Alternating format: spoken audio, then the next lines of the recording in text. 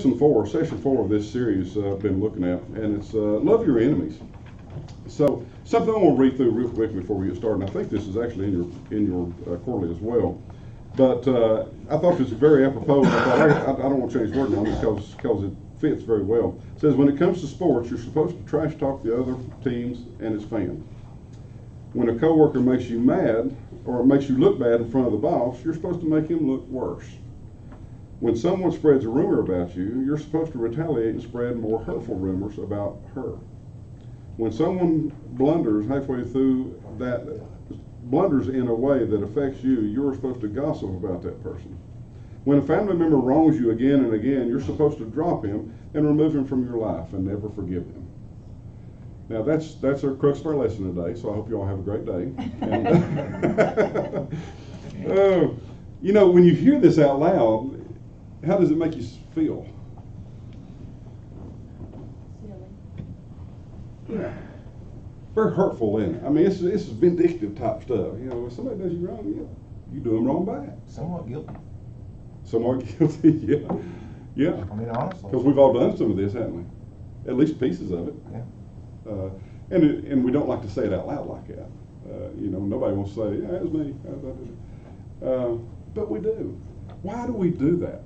Why do we treat people the way that we just talked about or just heard about? Sometimes when we're done wrong or we get our feelings hurt, it's hard to forgive initially, maybe. Yes, I think very much hard for us to do that. And even if we forgive, you know, there's been times where we've forgiven and it's like, oh yeah, I've forgiven that, and then somebody brings it up a year later, or 2 years, or 5 years later, whatever it is, and we're like, I remember that. That made me so mad. And we're right back in it again. It's like, wow, that took like 2 seconds to be mad all over again about something that happened that long ago that we forgave them for. It's so easy for us to do that. It's our nature, isn't it? What are we taught? If you think from childhood forward, what are we taught when it comes to relationships with people? Don't back down, take up for yourself. Right. Don't take anything from anybody, and Dog eat dog, isn't it? It's all about number one. It's all about number one. Number one. Yeah. It's the world's view. Now, nobody in the world, you know, outside of Christianity even, is going to look at this and say, yeah, that's the right things to do.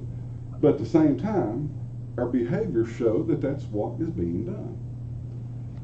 Whether it's right or wrong really has no consequence when you talk to people who's not in church. If they don't have a relationship with Jesus Christ, does it really matter? And do they even recognize that it's wrong?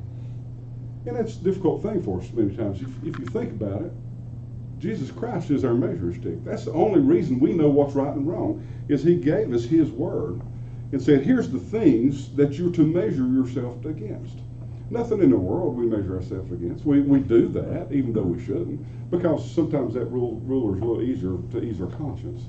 Yeah, I did that wrong, but everybody else is doing it too. You know, so it's really not that bad. And that's a lie from Satan, isn't it? He's really good at saying, well, if everybody else is doing this, you know, it's socially okay to do these things now. It's socially okay to get into this. It's socially okay. And he can cause us. We are so good. If you're like me, I am really good at justifying things in my head. You know, if I got something I want, I will turn it into a need pretty quickly. And I'm like, well, look at all the things. You know, I've got to have this because I could do this. And look at all the good that could come out of this because I have whatever it is I'm wanting. Whether it's a new golf club or a new gun or, you know, whatever it may be. You know, I'm sure there's a lot of good going to come of that. You know, I can have a new gun, I can protect my family. Look at what a good husband I would be to do that. And instead of thinking, no, I'm never going to use it for that. I'm going to go out and hunt and shoot and, you know, do what I have fun with it. But it's there for the other, just in case. But we can justify ourselves, can't we? Is it easy to love our enemies?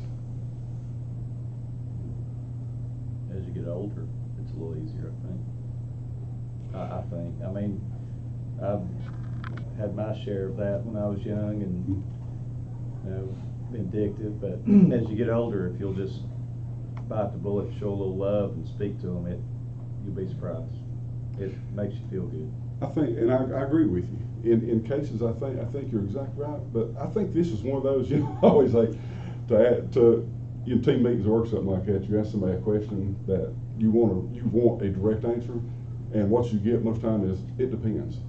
Those kind of answers. This is one of those it depends things, isn't it? Sometimes it is easier because we have matured, and it may be something that we're not quite as, it's not quite as personal to us. But when it's something that's very personal to us, or to somebody's done something to our family, do we get defensive real quick? Why? Boy, we can snap like that. Somebody does something, says something about my kids, they can say something about me all day, and usually it don't bother me. Now, there's times it does. I'm not gonna say it doesn't. If somebody says something about my kids or something like that, I'm gonna be kind of on you.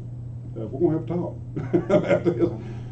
Because obviously none of our kids do wrong, right? They're all exactly perfect children and stuff like that, or they wouldn't be our kids.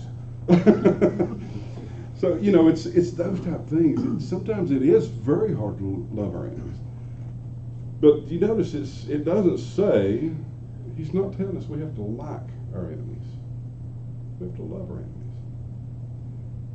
Is there a big difference between liking and loving someone? What is some of the main differences? If you think about whether you like someone or love someone, what is the difference in those things? I think if you love someone, you'll sacrifice something. Yeah. One really invokes an emotion, and one is an action. True love is really actionable. And what you say, you would sacrifice.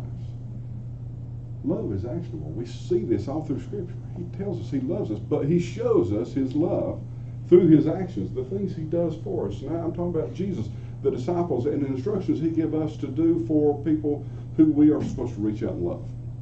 It's not just a pat on the back and say, I love you, I appreciate you. As soon as they walk off, you're going, But to like someone, it is all about a feeling, isn't it? I may like you today, but tomorrow I may not like you because you said, and we see this all the time. If you've got kids that's gone through, especially this middle school, high school age thing. Try elementary school thing. Oh, is it back all the way down to elementary school? I'm glad I was there when it did. See, I never knew all this till we had girls, because I'd never had to deal with this. So we had boys in our family and stuff like that, and when the girls hit that, it really was middle school for them. So I'm sad to see it's brought down further. But I'm like, they come home and tell stories, and I'm like, oh my gosh, this is horrible. The kids are saying this stuff to each other. I'm like, you got to be kidding me. I never heard things like that when I was in school period. So it's like it's one of those things. They can be best friends one day and then I'm never speaking to you again the next day. But we do carry it into our adulthood, don't we? There's pieces of that. There's people we avoid. Nobody wants to admit it. There's people that you see coming, you'll go, if I see them, if they didn't see me first, I'll go this way. And then, that way I don't have to run into them. So it is difficult. It's difficult to love because love is that action. Love says I'm doing something for you because I love you. And the reason we can do that is because of the love of Christ in our hearts. Without the love of Christ in our hearts, it's impossible, isn't it? We could not love our enemies if the love of Christ was not in our hearts, because if you look at what Christ did, who was Christ's enemies when he was on earth? Non-believers, certainly. But even worse. I'm sorry? Yes. The Sadducees, the Pharisees, the folks who were the religious leaders, that if anybody was going to be on our Savior's side, would have been behind him. How hard did that have to be for Jesus to walk on this earth? Because he was 100% human as well as 100% God. So he had to deal with this same thing that we fight every day with people that should have been his leaders in his church, fighting him the whole way while he's trying to do his ministry. So he certainly understood what he's telling us to do in this scripture, and what he's telling the people who are listening to him, that this is what you have to do. Doesn't say you have to do this to be saved. Don't get me wrong. But this is what he's commanded us to do. Live by my example. Here's what I have done. I love my enemies. You are to do the same. We are Christians which means we are Christ-like. We are to mimic what he's told us to do and what he's shown us. So we're in Luke 6, verses 27 through 36, and we'll read through this. This is after Jesus has been doing a lot of teaching stuff, and he's been working with his disciples. He has just named his apostles, actually, and he comes back to a large crowd and is speaking and preaching to a large crowd here. And verse 27 says, "But I say to you who listen, love your enemies, do what is good to those who hate you, bless those who curse you, pray for those who mistreat you. If anyone hits you on the cheek, offer the other also. And if anyone takes away your coat, don't hold back your shirt either. Give to everyone who asks you, and from someone who takes your things, don't ask for them back. Just as you want others to do for you, do the same for them. If you love those who love you, what credit is that to you? Even sinners love those who love them. If you do what is good to those who are good to you, what credit is that to you? Even sinners do that. If you lend to those from whom you expect to receive, what credit is that to you? Even sinners lend to sinners to be repaid in full. But love your enemies. Do what is good and lend, expecting nothing in return. Then your reward will be great, and you will be children of the Most High, for he is gracious and to the ungrateful and the evil. Be merciful, just as your Father is always merciful."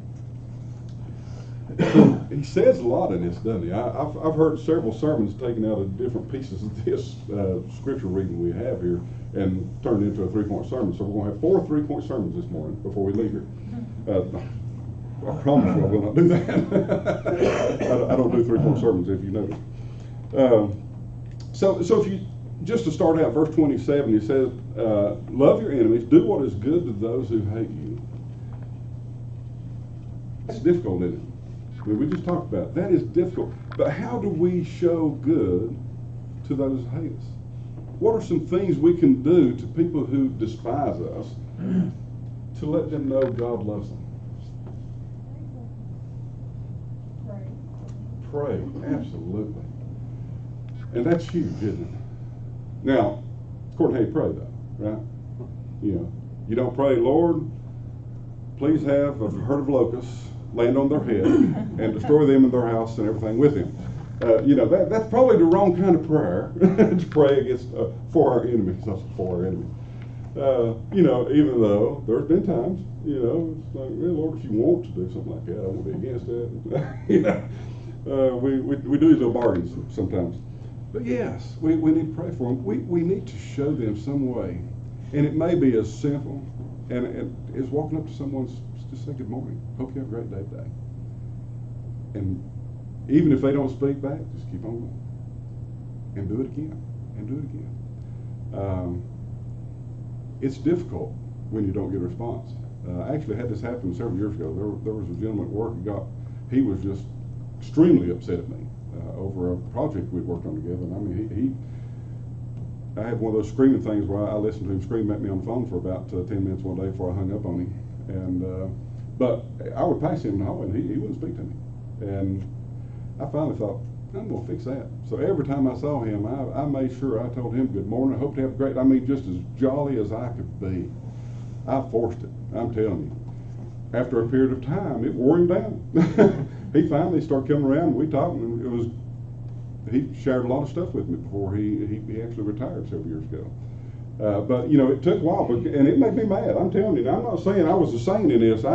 When I first started doing this, speaking to him, it was not to say, I love you. It was to say, I'm going to speak to you I hope it made him more mad that I spoke to him. So, I mean, I wouldn't say I was going into this with the right frame of mind. But after I did that for a little bit, it did hit me that, you know, we are to be kind. He tells us we're to be kind. We're repay evil with good. Even though it is difficult sometimes, even though we don't want to do it at times, it does do exactly what he tells us sometimes. You know, we've always heard, you know, doing good to someone's done evil is almost like piling coals on their head sometimes, because eventually it comes around like you hope they start thinking about why are you even being nice to me? I don't even like you. Why are you being nice to me? And what an opportunity that gives us. At some point, if that comes up, to say, let me tell you why. It's not because I like you. And sometimes that's a good way to break into that, I'm not doing this because I like you. I'm doing this because this is what God did for me. We were part of the reason Jesus Christ was crucified. What we do every day, we carry this sin in our life. We do these things against Jesus Christ because that's who saved us. That's who we're sinning against, isn't it? We're not sinning against the world. The world don't care. We're sinning against Jesus Christ. No matter what we've done, he still loves us. Just like we are supposed to turn around and love the world. As difficult as it is, when he's hanging on that cross, he asked the Father to forgive them, for they didn't know what they were doing. How difficult would that be for us when someone's done us wrong, to pray, forgive them, for they don't know what they're doing? That's hard. That's a hard pill to swallow. It's easy to talk about, right? We talk about love your neighbor. Yeah, we see several stories of that, the Good Samaritan and what he did, and there's several stories that we see about this love and how we're supposed to treat our neighbors, who is everyone, by the way. And it's when we think about that, who do you picture when somebody says love your neighbor? Who comes to your mind instantly? People like you or people like me. Oh, thank you, I appreciate that. I love you too. Yeah. We wore the same shirt all the time. Yes. And it's funny when I think of every time. I'm a very visual type person. When I think of stuff, I've got to get this visual in my head. It's just sometimes it's very bad, but I instantly go to people I like, people I love that's close to me and stuff like that, and I think, yeah, I love my neighbor. That's great. I can do that. I can love my neighbor. What we don't like to think about is the ones that we don't love, and that's really where he's going with that, isn't it? He tells us as he gets down in here, verses 32, 33, and 34. He's saying, you can, if you do these things, if you love the ones who love you, what's that? Can everybody love people who love them? Yeah. Somebody loves me, they're doing stuff for me, good things. It's easy for me to love them back and do things for them. Do good if they've done good to me. I don't care to do back for them. It's when we have the opposite reaction, and that's where he's going with this whole thing, is that opposite reaction. What does the world expect us to do? When somebody wrongs us, what does the world expect? Retaliation. If we don't retaliate, how does the world view us? Soft. Yes. Now, Christ tells us we're to be humble, aren't we? Is there a difference between being humble and being just weak? Yeah. It's a huge difference. Because think about, does it take strength to be humble and do the right thing even though somebody's done you wrong? It takes a lot of strength, doesn't it? It takes a lot of intestinal fortitude to stand up and I'm going to do the right thing regardless. Now, that's not to say, being humble, don't say, I'm going to lay down and get run over 24/7. That's not what Christ did. Christ was not a weak person. Christ was a very humble person. But Christ expects us to have that same humble heart, that when we go out and we're working with these people and we're doing these things that he's commanded us to do, that we do it in such a way that we're pointing to God. Everything in our lives, if you think about it, as Christians, everything we do should point to God, shouldn't it? It's what we're here for. I mean, he gave us a job.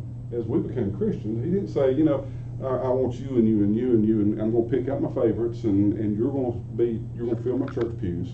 And that's really all you need to do is come sit in church and look pretty on Sundays and stuff like that, and then I'll take care of the rest of it. He saved us for a reason. We have jobs to do. He gave us these skills, these talents, as we read about in the Bible many times. once we have accepted him as our personal Savior, he wants us all to come, but we still have that choice. But once we accept him as our personal Savior, he didn't say, I wanted you to be my child to sit over here and do nothing.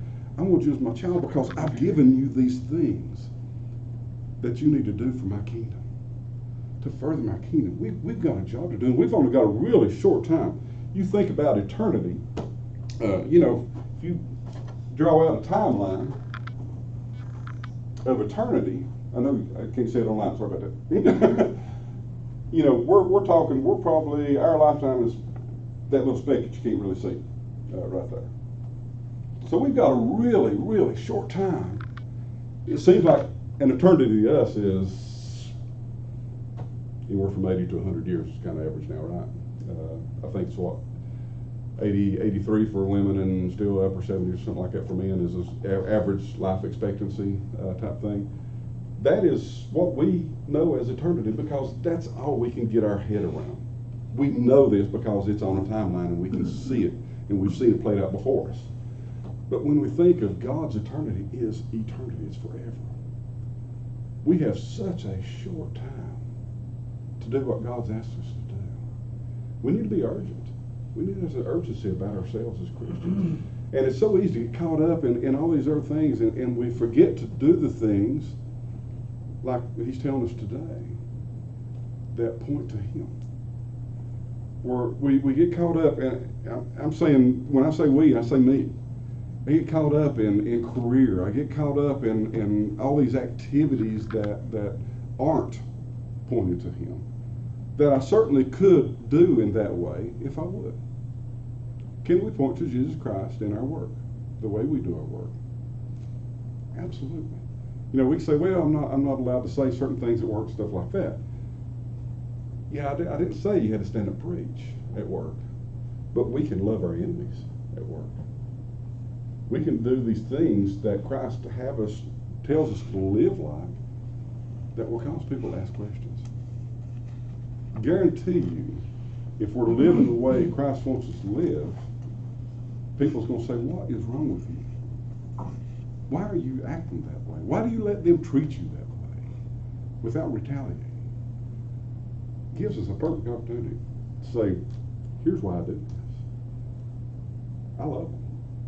Don't have to like them, but I have to love them. I've been commanded to do that. And I've been commanded because Christ loved me, even though I was doing worse than what they're doing now to me. I was doing worse than that. And he still loves me. And he loves me enough to send his son down on the cross for me. That's a cool testimony. That someone can come up and ask us because of our actions. And it just opens up so many doors. And I've seen this over the years and been very fortunate to experience times where people have come up and said, why are you doing this? Why are you treating this person the way you treat them? Or why don't you do this? And I love those opportunities to be able to do that and to be able to explain the reasons we get to see this. Now, it's easy sometimes for us too. He talks about when he gets on down verse 29, it says, anybody hits you on the cheek, offer the other one also. Now, today we would say if somebody hits you on their cheek, if you offer the other cheek, what are they going to do to it? They're going to hit that one too. And so, I mean, I've literally seen people talk about this and say, that was good for back then. They would do it back then. Nowadays, you do that, you're going to be in a hospital when you wake up if you offer the other cheek, because they're going to take advantage of that too. Do you think things are really that much better than they were then? Or worse than they were then? I'm sorry. No. They were executing people back then, folks. I mean, you're talking about an era where you do something wrong, you may be crucified for it. You may be flogged for it. This is a pretty tough time. You offer the other cheek, they probably take advantage of it too during times. It's easy for us to sometimes put this off and say, all in Bible times, they could do that then. And today's just not like that. Well, you're right. Today is not like that. But usually it's just the technology that makes it different. Our nature's kind of the same as it always has been. We still fight the same battles they fought then every day. And that's the reason his word is so apropos to us now, just as much as it was then when he was talking to the folks that was dealing with this at that time. But yes, we've got to be willing to turn our cheek. We've got to be willing to say, if which one is it? Yeah, if someone takes away your coat, don't hold back your shirt either. That's hard. That's hard. And this is kind of one of those things, and it kind of goes to this really too much literally the way this was. But I had a coat stolen from me at work one time back when I worked in a plant years ago. I have never, as you can tell, I've not forgotten it. So if somebody knows about that coat online, you let me know. And no. But it was an old ratty Vietnam era military jacket, field jacket. I mean, ratty, the sleeves were kind of ratted out on it and stuff like that. But it was the coat that Les Garrison gave me before he died. And he said, I want you to have this. He said, I know you like old military stuff. And he said, I want you to have this. And he said, don't hang it up, because I mean, it was worn out pretty much forgot. He said, I want you to use it, wear it, stuff. So I wore it to work and back a lot. And I had it hanging in my locker, and someone broke in my locker and stole that jacket. Now, I probably would not have found that person and said, let me give you my shirt too. At least not in a non-sarcastic kind of way. Maybe while they were getting a shirt, I sucker punched them or something like that. But, you know, it's easy to read that, and I was like, yeah, you know, if somebody does this, do this, and you just be nice to. When we take it, when we bring it back down to a level that it affects us, it's harder to do than it is to say. It's easy to say these things. It's easy because we play into this. We think, oh, you know, I would, if somebody did that, I believe I could do that.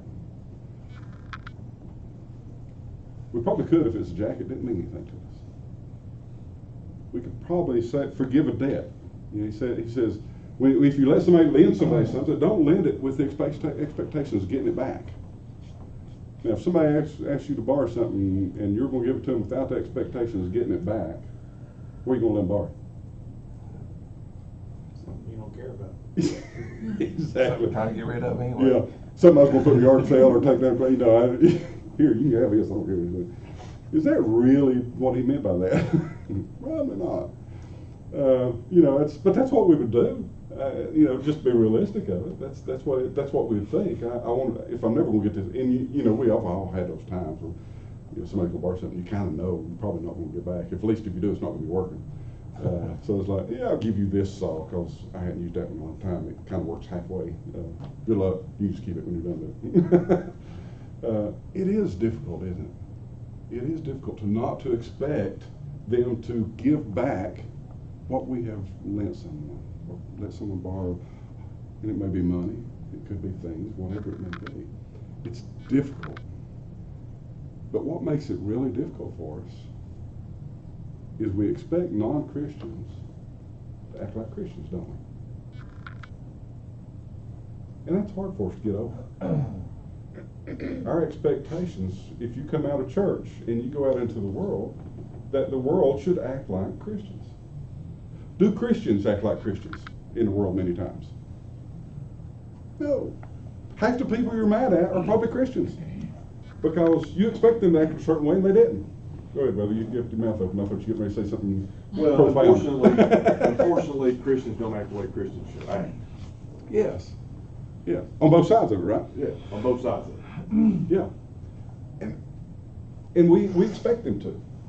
Now, the problem is we expect them to, them being the key word.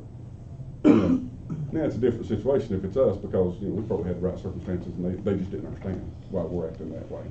But we expect someone else to act like a Christian when we're dealing with them. We're all fighting the same problem, aren't we? We're all fighting this sin nature that's still in our body. It'd be great if we didn't have to do that, wouldn't it?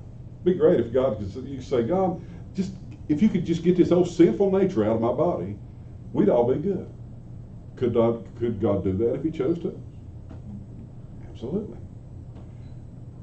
Did God give us free will, though? To follow or not follow? Had to be the hardest thing he's ever done. And I'm talking about even giving his son for us. Why would he give us free will when he knows, God's omnipotent, he knows how we're going to react and what we're going to do? Why would he give us free will knowing that we're going to turn on the way we turn on him? If we obey what he wants us to do. Yeah. Yeah, and he loved us so much, didn't he? It's just like our kids. You know, we want our kids to make the right choices. We really want to make the choices for them and tell them this is the right choice, you know, when it comes down to it. But it's so hard. It's so hard to let them go out and make their own choices. Especially if you see them going down a path that, you know, we try to correct when we think it's going to be harmful for them long term. But sometimes you got to let them learn these lessons along the way. And it's so hard to sit and watch them do these things. You're sitting there thinking, you don't do that. You do it this way, it's going to work out better. But you got to let them learn. You got to let them learn.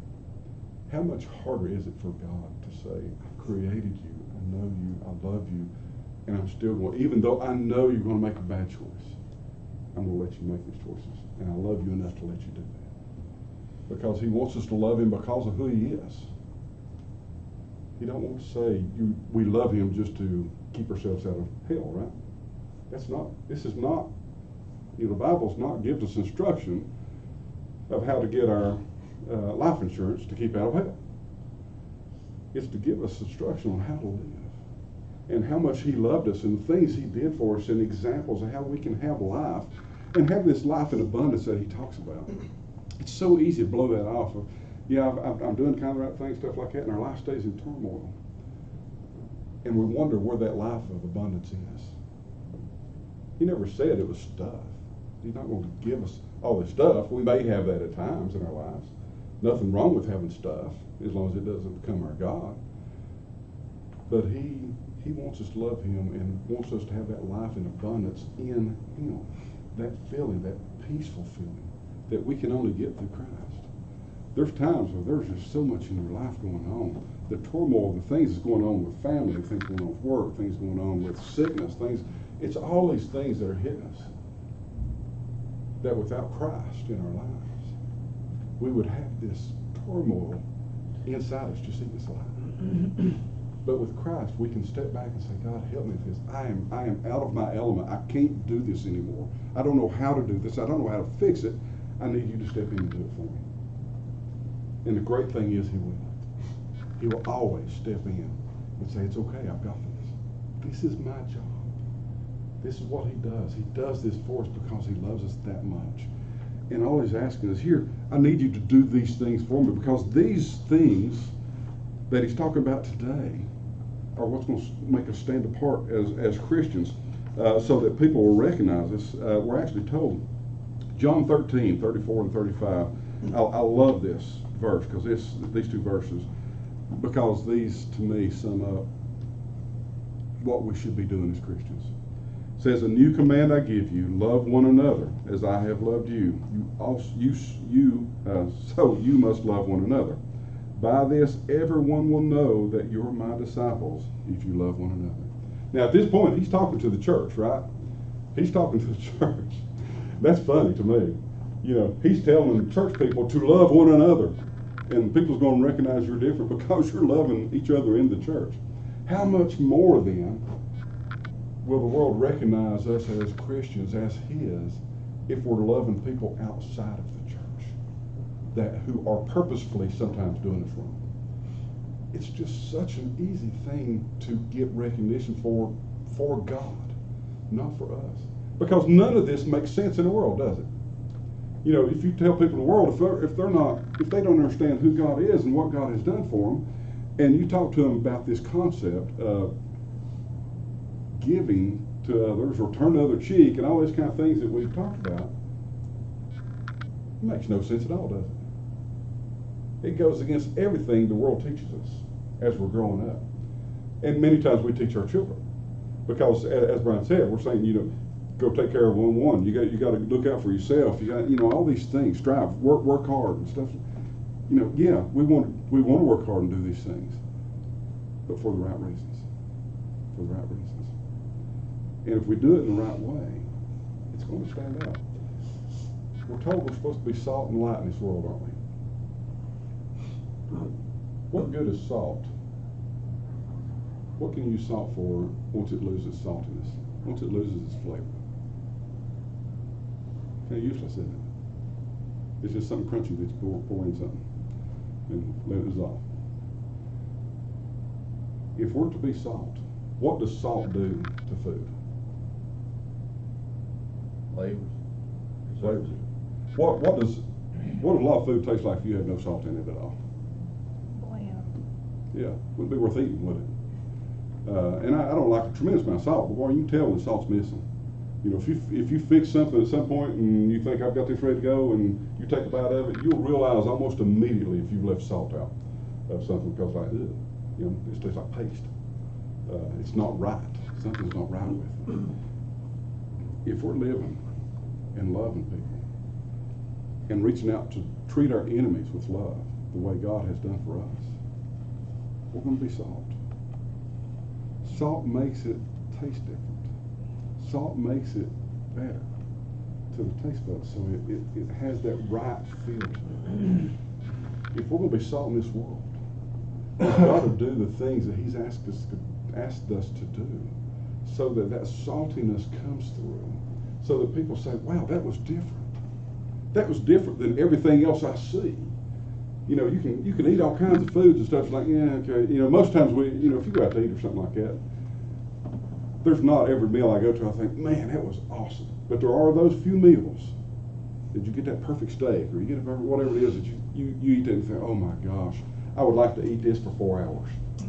Because it's just that good. I like to just let it sit in my mouth and dissolve over time, so I can just taste this as long as possible.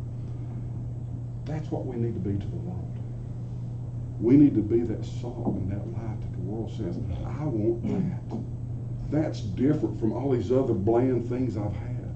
All these things that I deal with every day in my life that I'm having to deal with at work and at home and blah, blah, blah.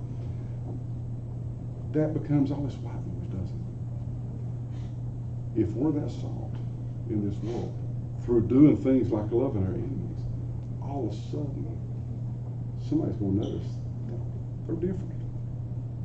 They're different. Why are they doing that? Why are you acting that way when you should be doing this? The world says you should be retaliating against them. And you'll have people that encourage you, here's what I'd do if I was you. I'd blah, blah, blah, blah, blah. And they'll give you their, guidebook to how to get revenge on somebody. And by the way, I'll help you if you want me to. You get that sometimes. We've got to make that stand and say, the reason I'm doing this is because God loves me. And the reason I'm doing this for them is because I love them, because what He's done in my life. He finishes up, we finished the last piece of scripture today, that the last verse kind of sums it all up really well. Says, the last part of this says, for He is gracious to the ungrateful and evil. Be merciful, just as your Father is also merciful. We want God to be merciful to us, don't we? We need Him to be merciful to us. He told us we deserve death. The payment for sin is death, isn't it? We want God to have mercy on us and forgive us so that we can have life with Him everlasting. But it's hard when we're the ones delving out mercy. Sometimes we don't feel like being merciful. And sometimes it is just a feeling that we've got to get past and say, God, give me the strength. I don't understand it. I can't do this. I can't do it. None of us can on our own. But we look to God and say, God, I'm having issues with this person. It may be family, it may be whatever. And I need you to take care of this because I can't do it. I'm going to say the wrong thing. I'm going to do the wrong thing if I try to do it myself. And I've done it so many times. And I've looked back and thought, well, I blew it again. I blew it again. Because I didn't let God handle it. I thought I could handle it myself. And that's all He's saying. When it comes down to it, this life, be merciful just as God was merciful to us. If we do that, we're going to love our enemies. We're going to do things the right way. Not every time. Because we're still fighting this human nature, right? We're not going to do it right every time. But we're going to get better. Like anything, we've talked before, any kind of ball you're doing, any kind of singing, whatever it may be, anything you do, you get better at practice. As we practice this, we're going to get better at it over time. We'll never be perfect at it. Not going to be perfect until we have our glorified body in heaven. But we're going to get better if we allow ourselves to practice this and allow God to use us and get ourselves out of the way so that He has control of that. So look for opportunities. You don't have to look far typically. If you're looking to love an enemy, you'll probably find one this week. They make themselves known to us more often than we want most times. But there'll be opportunities, and just try to stop for a second before we retaliate and say, God, help me with this. And it may be at that time walking away. Maybe as simple as walking away and come back at another time where God has opened up a door for you to do that. But we're going to have opportunities to be light and to be salt in this world. I promise you we're going to have that. And it's as simple as him asking us to do that. And it's actually a simple thing to do, just very difficult to actually practice it. Hope you all have a great week this week. Remember to speak to some of our seniors this week. Thank them for the example they've given us. Thank you, David.